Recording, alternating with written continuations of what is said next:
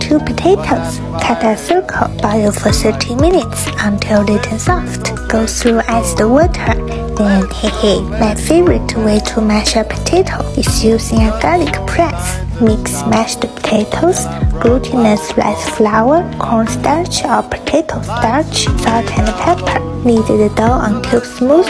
Roll and cut into the shape you like. You can use a fork to press some pattern. Deep fry over medium heat for 5 minutes until they turn light golden. Then deep fry over high heat for 30 more seconds until they turn golden brown. Chili powder or ketchup.